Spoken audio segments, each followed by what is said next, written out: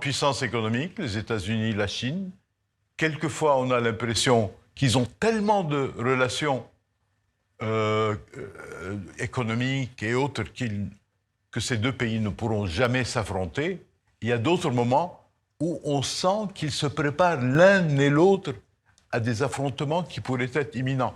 On ne sait rien. Tout ce qu'on sait, c'est que c'est un monde où il n'y a plus de véritable ordre. Le 22 octobre 2025, l'écrivain franco-libanais Amin Maalouf était l'invité de l'émission L'invité sur TV5 Monde, un rendez-vous incontournable animé par Patrick Simonin où se croisent les grandes figures intellectuelles et culturelles de notre époque. Et cette interview n'a pas été une simple conversation promotionnelle. C'était un moment de réflexion profonde sur l'état du monde. Dès les premières minutes, Amin Maalouf installe un ton grave mais lucide. Il parle d'un monde qu'il juge à la croisée des chemins, traversé par des crises multiples, identitaires, géopolitiques et culturelles. Selon lui, l'humanité vit une période de bascule historique comparable aux grands tournants du passé. Il insiste sur le fait que notre époque est marquée par une accélération dangereuse, progrès technologique, fulgurant d'un côté, incapacité collective à construire un projet commun de l'autre.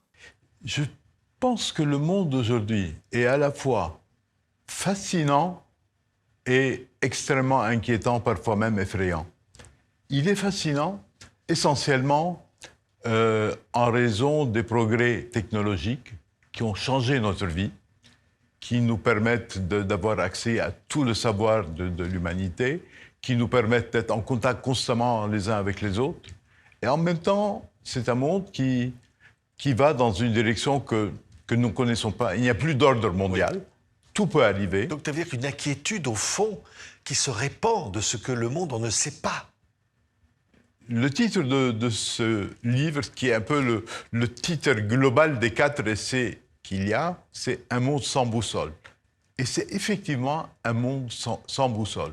Nous ne savons pas où nous allons. Nous n'avons pas la moindre idée de ce qu'il y aura dans les 5 ans, dans les 10 ans à venir. Ça peut être le meilleur et le pire.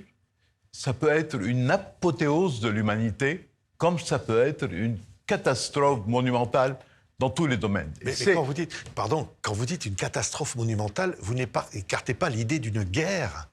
À mon avis, une guerre n'est pas du tout exclue.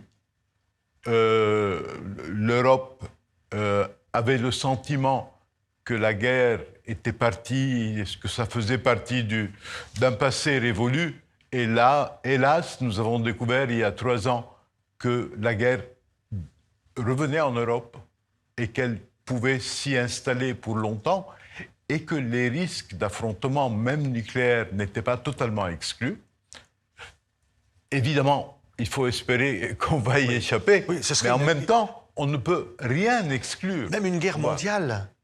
Tout est possible, tout est possible. Nous avons 2 grandes puissances économiques, les États-Unis et la Chine. Quelquefois, on a l'impression qu'ils ont tellement de relations économiques et autres que ces deux pays ne pourront jamais s'affronter. Il y a d'autres moments où on sent qu'ils se préparent l'un et l'autre à des affrontements qui pourraient être imminents. On ne sait rien. Tout ce qu'on sait, c'est que c'est un monde où il n'y a plus de véritable ordre, où c'est un peu la loi de la jungle. Et à nouveau, c'est passionnant à observer. Oui. Pour un observateur, c'est inimaginable d'être témoin de tout cela, mais l'inquiétude est là. Mais vous dites, on n'a pas d'autre choix qu'au fond marcher les yeux ouverts, en observateur. C'est ce qui est à la fois, évidemment, encourageant et en même temps terrifiant. Vous savez, il y a beaucoup de gens qui se disent, mais tout cela va trop vite, l'intelligence artificielle, c'est dangereux. Oui, sauf que ce n'est pas soumis à référendum. L'intelligence artificielle, on ne va plus jamais la désinventer. Elle est là, il faut essayer de voir comment la maîtriser, comment la piloter, mais on ne peut pas désinventer ce qui a été inventé. Donc le monde tel qu'il est, nous devons faire avec, nous devons faire au mieux pour le détourner à l'avantage de l'humanité, mais on ne pourra plus jamais dormir tranquille. Oui.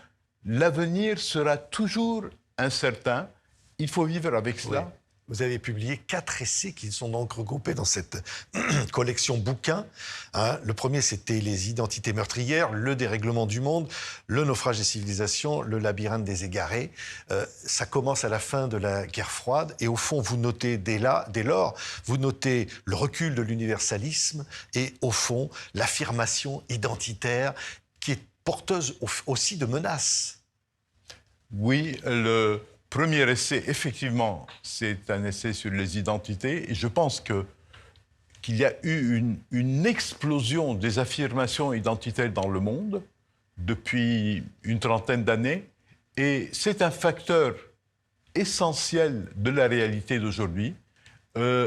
L'humanité, il y a ce paradoxe, l'humanité est comme rassemblée tout entière sur une sorte d'agora universelle. Nous sommes tous très près les uns des autres, mais cela ne crée pas entre nous des affinités, il crée aussi beaucoup de méfiance. Les gens se côtoient de très près, mais chacun a envie d'insister sur sa différence.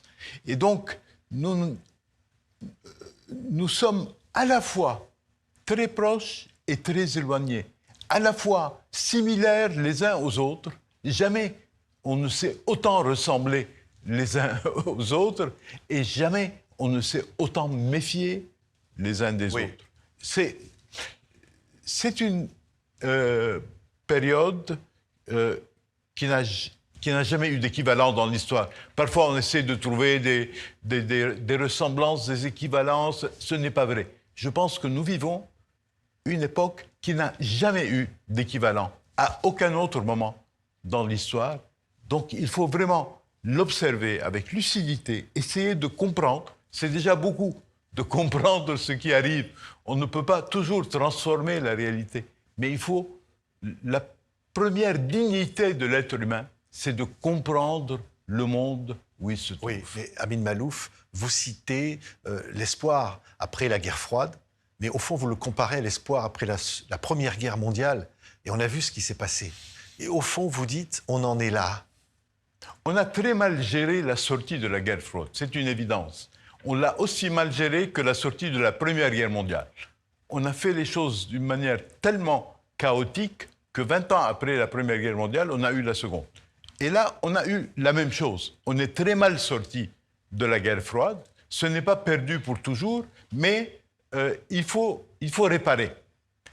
Et puis, vous parlez d'espoir et de désespoir. Je pense que le désespoir n'est jamais une solution.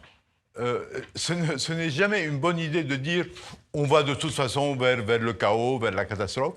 Il faut chercher les possibilités de sortir de la crise actuelle. Et si on les cherche, et si on arrive à convaincre nos congénères qu'il faut sauver la planète, que nous vivons une époque merveilleuse et qu'il serait dommage d'aller vers des cataclysmes, je pense qu'on peut bâtir quelque chose. Et pour tout le monde, pour l'humanité entière. Oui, vous aviez commencé l'un de vos livres par cette phrase « Nous sommes entrés dans un nouveau siècle sans boussole ». Vous parlez à un moment de conservatisme révolutionnaire, c'est-à-dire qu'au fond, ce qui était révolutionnaire est devenu conservateur, et au fond, les systèmes en place qui veulent rester en place et qui étaient plutôt jugés conservateurs deviennent révolutionnaires. Jusqu'à la fin des années 1970, on savait à peu près ce qui était révolutionnaire et ce qui était conservateur. Et il y a eu à ce moment-là un bouleversement, un renversement même. En Occident, on a vu la montée de Mme Thatcher, de M. Reagan, et le début de ce qu'on a appelé la révolution conservatrice, c'est-à-dire les conservateurs ont voulu prendre le pouvoir et transformer le monde. Et ce qui arrive jusqu'à présent aux États-Unis, c'est dans la même lignée. Avec Trump. C'est dans la même lignée. C'est même poussé très loin la même révolution conservatrice. Et nous avons eu la même chose dans d'autres régions du monde. Par exemple, dans le monde musulman, on a eu la montée de mouvements conservateurs révolutionnaires, comme la révolution iranienne, qui utilisait la révolution, mais avec des objectifs sociaux très conservateurs. Et ça a changé la donne. Moi, j'ai grandi dans un monde où il y avait la révolution qui était essentiellement communiste, de gauche, libératrice sur un certain plan. Et le monde que je vois aujourd'hui est tellement différent, il faut constamment recomprendre le monde tel qu'il est devenu, ne pas s'accrocher constamment aux idées que l'on a eues il y a 20 ou 30 ou 40 ans. Mais vous citez par exemple le wokisme, le populisme, les démocraties illibérales, ce sont des arguments qui sont parfois employés, ou alors une gauche qui aujourd'hui tente de troquer sa tradition universaliste contre de nouvelles formes de communautarisme, on le voit en France. Et donc tous ces arguments-là font qu'on est dans un monde inversé. Oui, on est dans un monde où on n'a plus les mêmes paradigmes. Prenez aux États-Unis, la révolution MAGA s'est faite au nom de la lutte contre le wokisme. Le wokisme, c'était essentiellement porté par une certaine gauche qui disait si nous avons la majorité des latinos, la majorité des noirs, la majorité de telle et telle et telle communauté, nous allons gagner les élections. Et en réalité, c'était un échec. C'était un échec. Et je pense qu'une certaine gauche qui a adopté par facilité un certain communautarisme au nom de la justice a eu tort. Je pense qu'il faut que la gauche retrouve son inspiration première qui était universaliste et proposer des choses pour l'humanité entière, non pas pour des catégories ou des populations particulières. Oui, vous dites, dans le labyrinthe des égarés, il y a effectivement une accélération de l'histoire. Au moment où on a cru à la fin de l'histoire, avec un grand H, au contraire, vous dites. À mon avis, non seulement il y a une accélération, mais il y a une accélération dans l'accélération. C'est-à-dire, et c'est porté plus qu'à aucun autre moment par l'évolution technologique. Avant, on avait des révolutions technologiques tous les 15, 20, 30 ans. Aujourd'hui, on en a tous les 3-4 ans. Et un phénomène comme l'intelligence artificielle, ChatGPT, c'était il y a à peine 3 ans, et aujourd'hui, c'est déjà du passé. On a tous les 3 mois une nouvelle version d'un des principaux agents conversationnels. Nous avons une accélération telle qu'il est difficile de suivre. Mais nous n'avons pas d'autre choix que de suivre. Nous ne pouvons pas nous refermer à l'évolution du monde en disant « ça va trop vite, c'est trop compliqué ». Nous avons l'obligation de comprendre le monde. Oui. C'est un peu l'idée de ce livre. Nous avons l'obligation de regarder ce monde, de le regarder finalement plutôt avec sympathie, plutôt qu'avec hostilité. Il faut regarder le monde avec sympathie, se dire qu'il y a quelque chose qui est en train d'arriver, que nous avons besoin de le comprendre. Et s'il y a un domaine qui nous porte à avoir un regard positif, c'est un domaine comme la médecine, par exemple. Oui. Imaginez tous les progrès qu'il y a eu dans ce domaine et dans d'autres domaines. C'est une époque, à nouveau, une époque fascinante. Nous devons être en phase avec cette époque. Mais le premier des essais de ce livre, Un monde sans boussole, vous commencez par l'ex-Yougoslavie, la guerre en Europe, et au fond, la chute de régimes totalitaires, porteuses d'espoir.